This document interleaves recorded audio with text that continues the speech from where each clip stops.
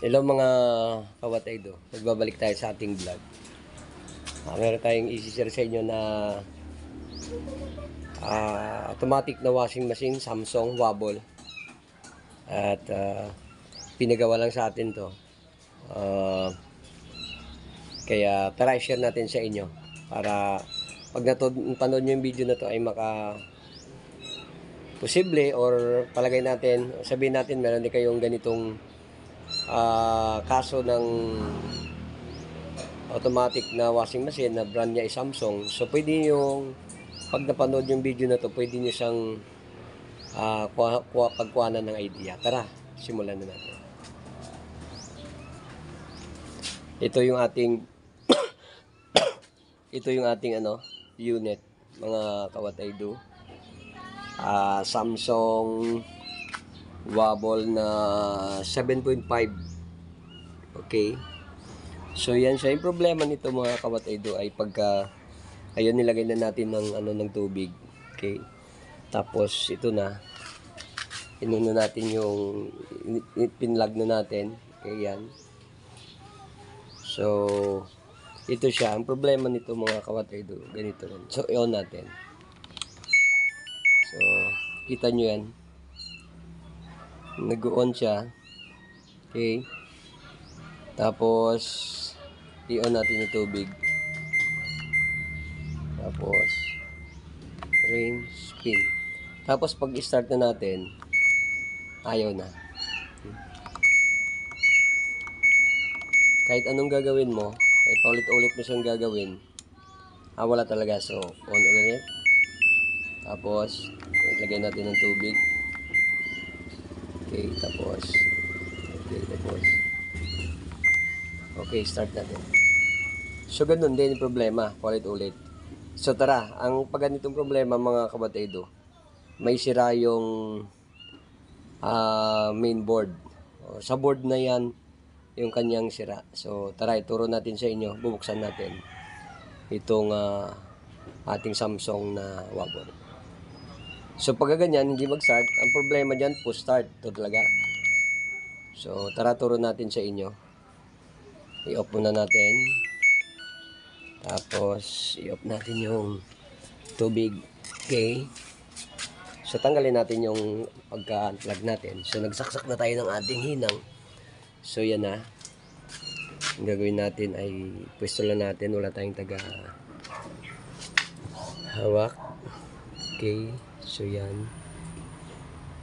Baliktad. Ipatong ko muna. So tanggalin natin to. Okay. So alisin muna natin. So ang ginawa natin, hindi na natin pinakita kung paano siya tinanggal. May tornilyo yan, 4. So lagay natin yung upuan para yun. Okay, so yan, tanggalin natin to. Okay, so actually tinanggal na natin to para mas madali yung ating tinanggal natin. So tinanggal na natin to actually para makita natin sa inyo kung ano yung naging problema nito. So ayan na. So tinanggal na natin yan. Actually na natin yung problema nito dito sa board nya. Okay, so kailangan natin tanggalin kasi operahan natin dito. Inoperahan ko na sa likod. Okay, dito. So yan. Tanggalin muna natin yung mga wire para kung kayo hindi nyo pa nagawa, kaya sinare ko sa inyo kasi nakita ko na yung sira nya. Share ko sa inyo para mapulutan nyo. So tanggalin mo to. Be sure na itong mga socket, lagyan mo siya ng marking para hindi magkapalit-palit. Okay, so tanggalin mo ito isa-isa. Yan.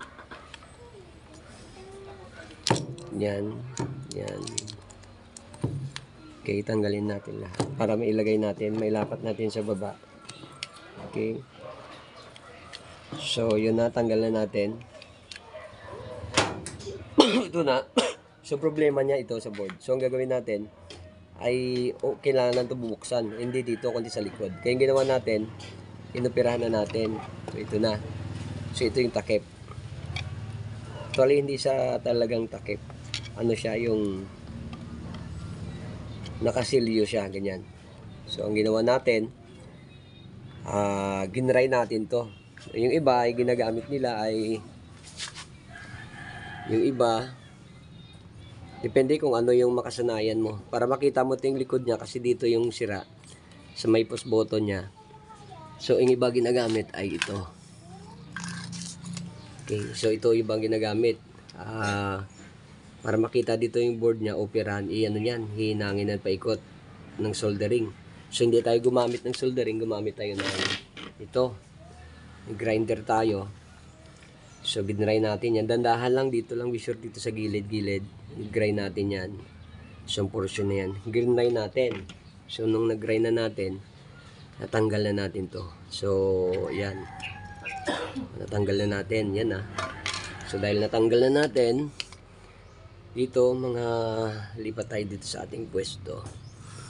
So magandang pwesto. So dito na. So dito na tayo. Okay. So tinanggal na natin to, inopera na natin. Dito pag ganitong Samsung Wobble, kadalasan dito ang sira niya kasi ano yung nasa may tawag dito sa may post start. So dito guys, iano nyo to dito banda. So pag natanggal nyo na yung cover, ito pagtapos na nag-grind, ito na. So ano na tayo, accessible na tayo dun sa ating dapat puntahan o i-repair. So tanggal na to. So dito na portion, pagka Samsung Wobble, ito makita kayo dito, i-ano nyo, kaskasin nyo yan. Okay, yan o, zoom na, ilapit natin. Paano makita nyo? So kaskasin nyo to. So makita nyo yung diode. So visible na siya dahil meron siyang nakasilyo siya ng tawag nito, parang silicone. Okay, pero special yan. Ganun talaga yung galing sa factory o sa mga ganun talaga yung galing sa company. So naka-sealed yan. So para ano, kaskasin mo to. So punta tayo dun, may diode. Malambot lang naman to kaskasin. Gamit na kayo ng pointer na ito, ginamit ko to. Kaskasin nyo yan. So visible na, kita nyo na makakonect na kayo dun sa diode. Itong diode. First steps gagawin nyo, tapos dito kayo sa kabila. Dalawang optocoupler. Okay? So optocoupler dalawa. Dito. Kita nyo yan. So kinaskas natin yung isa, dalawa to eh.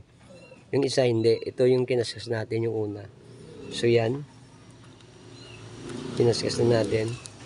So ano na tayo, accessible na tayo, kita na natin. So ang gawin natin, lagyan natin, itetest natin itong diode tsaka itong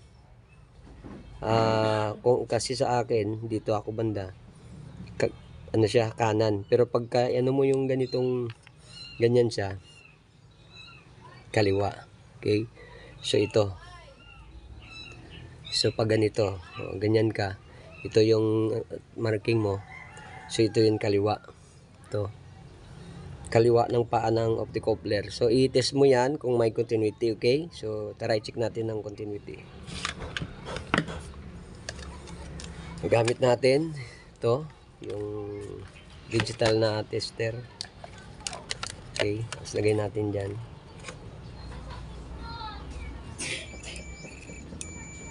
Okay, may na yung battery natin, pero gumagana pa. So ang gagawin natin, ito, kita nyo yan, atras natin to. Okay, so kita nyo yan, itong dalawang prad, ilagay mo dito sa may isang terminal ng diode, at saka dito, narinig nyo may ano, yan o, narinig yan, may na yung battery, may continuity, ibig sabihin good yung diode, kasi minsan kadalasan napuputol yan pagka Samsung Wobble, ganyan palagi yung trouble niya. So ang ito yung optocoupler, yung kaliwa niya, connect dito sa diode, yan yung diode na yan. Okay, so ginawa natin, so meron yan o, Oh. Meron siya. Okay. So next niyan, dahil may ano siya, may connection siya. Next niyan, sa tabi ng optocoupler, meron ditong capacitor. Hindi ko makita kung ano yung number. Malabo yung mata ko kahit may salamin ako. So ilapit natin. Next niyan, ito yung optocoupler. Ang next nito, may ano dito, may capacitor ito to. So i-test mo yan siya sa kanyang resistance. Kung nagpareho lang, kahit ibalik-balik mo yung, baliktarin mo yung test rod, kung pareho lang, ibig sabihin short, yan yung capacitor na yan, yung maliit na yan. So tara, ano natin. Ayan. Kita nyo yan.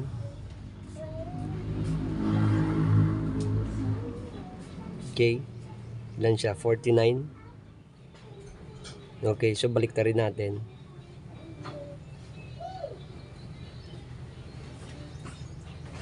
So halos pareho, ibig sabihin short na itong tinitest natin na ito. Tinitest natin yung capacitor na yan. Itong optocoupler, dalawa yan. Pero yung isa hindi na, ito na yung kaliwa. Pag dito nakarap itong ganito niya. O ito. So dahil may connection yung diode sa kanyang optocoupler, ito next. Ihang lang natin to. Okay, so ihang natin. Kuha tayo ng panghinaw.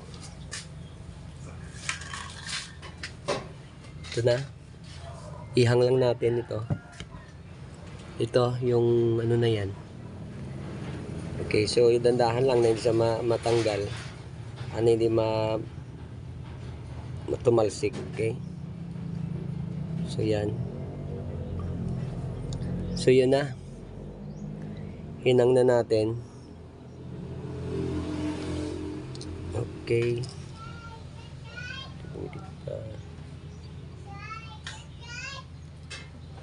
So yan. Nakahang na. Saan yan? Yan. Pa natin. Ito na. Nakahang na siya. Ito. Ito na yun. Yan. Wala tayong cameraman eh. Yan. So nakahang na siya. So ibalik natin. Tingnan natin kung ano yung maging resulta.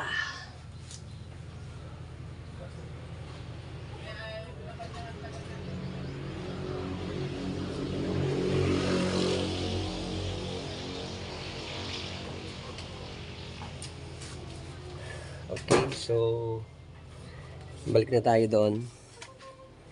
Balik natin. Ito na tayo, tapos hinang na natin. Tingnan natin yung ating ginawa.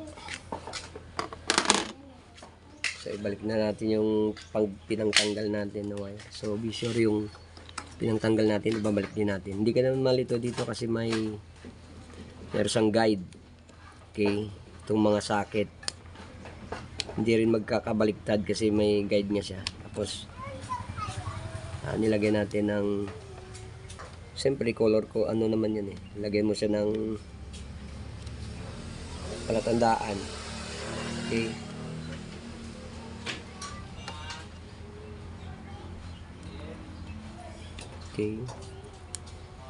so natin. Okay, yan na.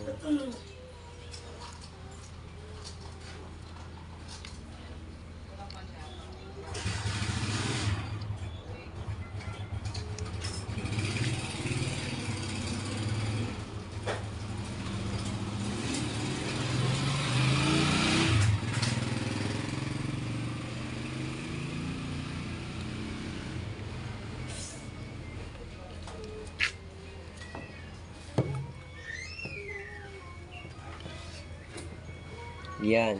So, nailagay na natin. Be sure na maano siya. Fix para hindi siya mag-ano. Okay. So, next. Nilagay na natin ito. Ang takip. Okay.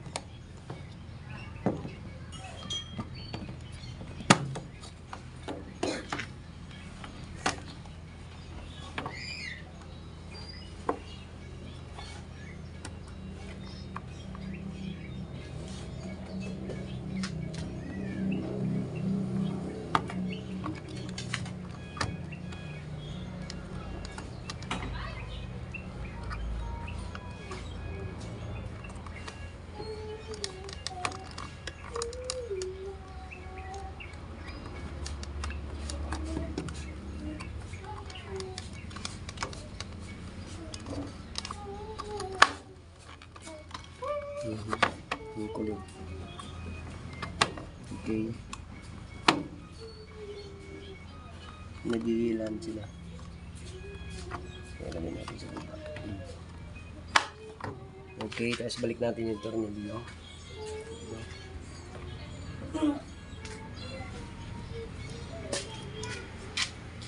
Balik natin to.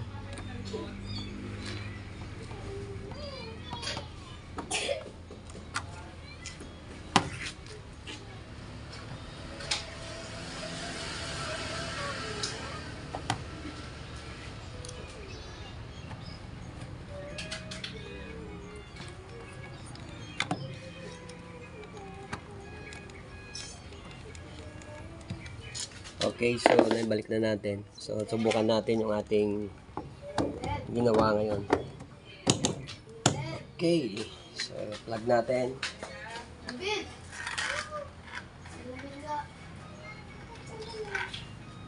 Tapos i-on natin yung tubig. Okay. So maglagay tayo ng yun, nilagyan natin ng isang ano. Okay. So, subukan natin yung ating ginawa. So, ipapower on natin. Okay na yung tubig. Tapos, naka-plug na. On natin.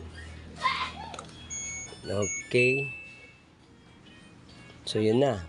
Tapos, tubig.